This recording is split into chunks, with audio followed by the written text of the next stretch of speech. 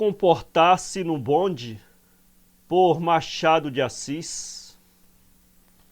Ocorreu-me compor umas certas regras para o uso dos que frequentam bondes. O desenvolvimento que tem sido entre nós esse meio de locomoção, essencialmente democrático, exige que ele não seja deixado ao puro capricho dos passageiros. Não posso dar aqui mais do que alguns extratos do meu trabalho. Basta saber que tem nada menos de 70 artigos. Vão apenas 10. Artigo 1º dos encatarroados.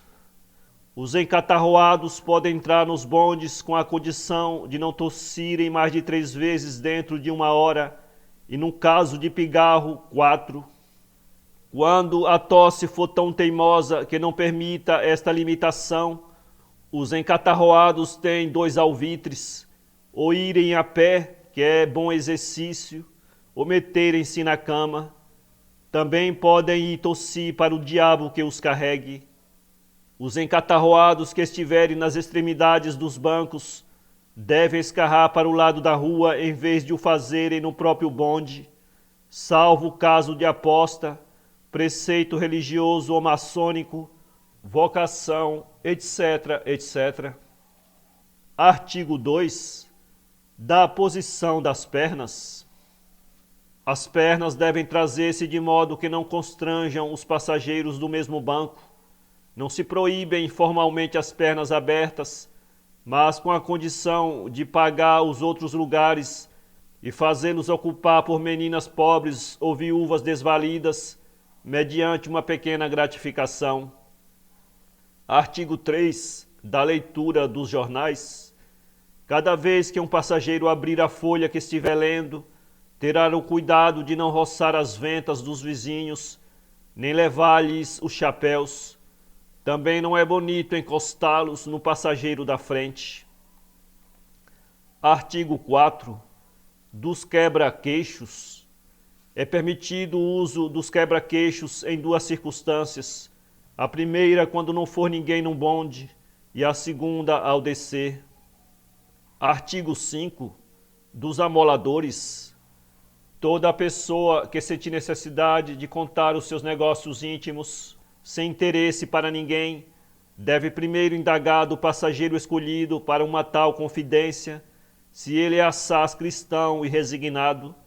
No caso afirmativo, perguntar-se-lhe-á se prefere a narração ou uma descarga de pontapés. Sendo provável que ele prefira os pontapés, a pessoa deve imediatamente pespegá-los.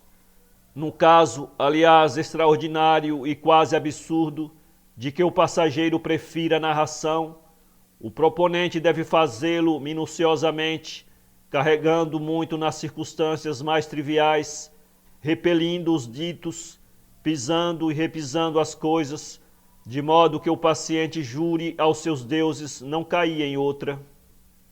Artigo 6. Dos perdigotos. Reserva-se o banco da frente para a emissão dos perdigotos, salvo nas ocasiões em que a chuva obriga a mudar a posição do banco. Também podem emitir-se na plataforma de trás, indo o passageiro ao pé do condutor e a cara para a rua. Artigo 7. Das conversas. Quando 2 pessoas sentadas à distância quiserem dizer alguma coisa em voz alta, terão cuidado de não gastar mais de 15 ou 20 palavras e, em todo caso, sem alusões maliciosas, principalmente se houver senhoras. Artigo 8. Das pessoas com morrinha.